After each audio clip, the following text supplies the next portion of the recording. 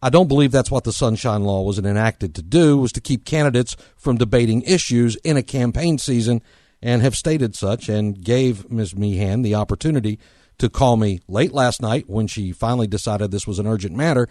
She did not do so. She'd emailed me saying, I need to talk to you, gave her the email address, and replied by email, gave her my cell phone number, have not heard from her, and she is not here. So make the call as you see fit on why she's here and why she's not. If indeed there is a Sunshine Law problem, that's something our legislature needs to address, and needs to address urgently. So as we start with Mark LaRusso, Mark, give me your take on this Sunshine Law thing as we get started. Good morning, Bill. Thank you for having me here. Sure. Of course, I appreciate the opportunity to be here.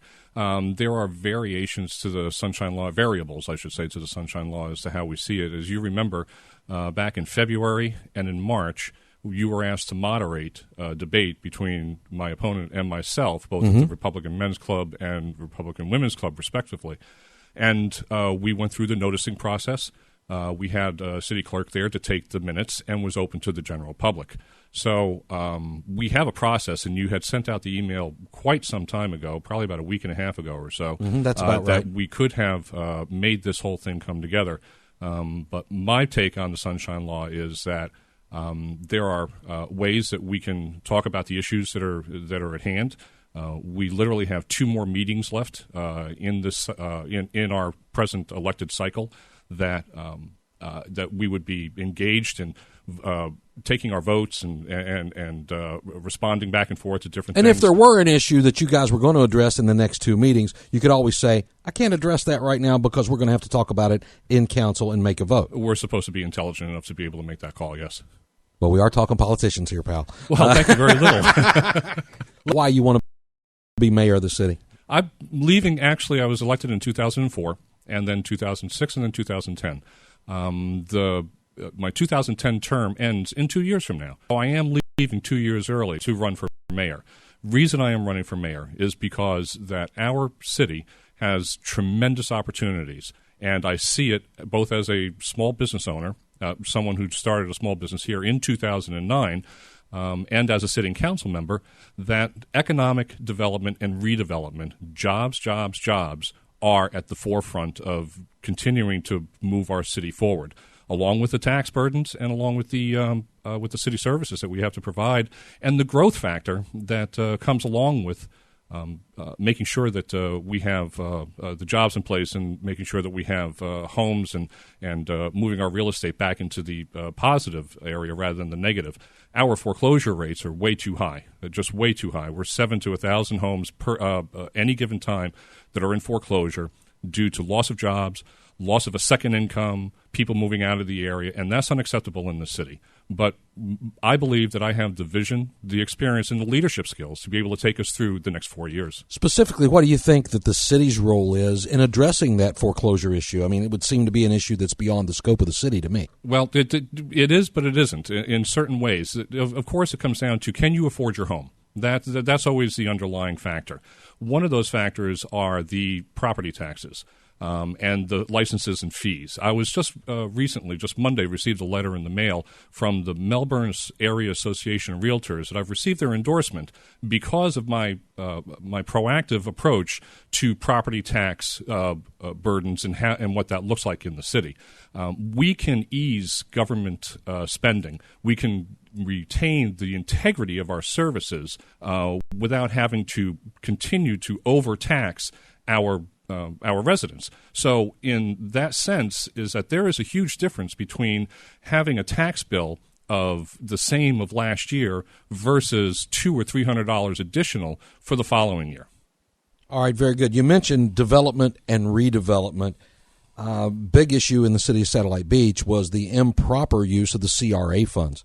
Now, you've got CRAs in play, Community Redevelopment Agency or area, sure, that have looked like they've worked in the city of Melbourne, but are they appropriate? Is it an appropriate funding mechanism? One of the things they can do is go out and borrow money without putting the referendum in front of the voters to do so, that the council would have to do. Right. I've got a problem with that, in all honesty. What's good, what's bad, and what's the proper role? Well, I think that your question is valid, and it holds a lot of water. Where I step back from is that I've seen the redevelopment efforts in downtown Melbourne, as you've seen. When I came on Council in 2004, half of the buildings were shuttered down there. But it was also the mindset of the council that was on presently there. It's not that they weren't anti-Melbourne. They just didn't have a complete understanding of what it took to move our city forward in terms of redevelopment in the downtown area. We also have the Yawgally CRA and the Babcock CRA. The Yawgally CRA is designed around the arts district, and of course the Babcock is the high tech area where DRS is and those sort of companies. I believe that there is that we've gone above and beyond where we should have gone with the downtown Melbourne, and I say that because the council just recently approved another extension of 10 years on that CRA. So that CRA will be in existence for 50 years rather than the original 25. And it got moved up to the 30 and then 35, 40, and so on over the years. Much of that had to do with a proposed hotel that was to be built downtown. We don't know if that'll happen or not. But, however, my opponent voted to give $2 million of our tax money to loan that to the developer to build that hotel. I think that's a free market environment. Has that loan been made? It is in the works. As long as he gets all of his ducks in a row, then that loan will be made. And that was the reason for the extension of the CRA in case that the developer had, if he defaulted on the loan, and of course the bank takes over. Well, we're the last ones to get paid off, so the CRA would pick up that bill and carry forward, and the taxpayers would repay themselves. All right, let's now let me make it clear though. The hotel is a great idea. It's right downtown. I think it would add great value. It would bring a lot of commerce, but I just think that it belongs in the free market and private industry. It doesn't belong in the public industry. Let's talk a little bit about code enforcement in the city, and my audience complains about it a lot. You've got those downtown merchants in that CRA area that you were just talking about who complain that they can't put a sign out that advertises what their business is doing to draw people into it without at least some type of code enforcement action coming down on them. What's appropriate when it comes to code enforcement in local government? That's a good question, Bill. And you've been on code enforcement. You've asked me this question on a number of occasions in a number of different venues. And code enforcement in of itself is a necessary evil of sorts. Now, you want to specifically pull out signs out of that. We'll talk about the signs. The signs, although it may seem like a harmless A-frame sign that may be on a corner, well, that is still a trip hazard on the public right-of-way, and if someone or if an elderly person or anybody else were to trip on that, they can make suit against the city. Now, to be proactive, though, what we put in place has been what's called Wayfarer signs, and those Wayfarer signs are on the corners of each area in the CRAs with the businesses that are listed on there to point where they are, what the businesses' names are, and to help generate that information to the people going by. Now, outside of that, though, not every area of Melbourne is a downtown area. We do have businesses along Wickham Road, along Sarno, etc. But what we've done is to relax a lot of our sign code, which I think was over the top for a while. But however, we're allowing some banner flags and some digital sign manipulation that can help with that. But we still have a lot more work to do. But code enforcement, let's always remember that there are some business owners that will not keep their places safe to the public to come in. So I believe code enforcement, to a degree, is required. One place where I think the city has overstepped is with their implementation of the red light camera law. No, we've fought that all the way. Tell me your thoughts, and if you're mayor, is there anything you can do to change it? Well, the contract, my thoughts first to answer your question is that I didn't think that it was appropriate.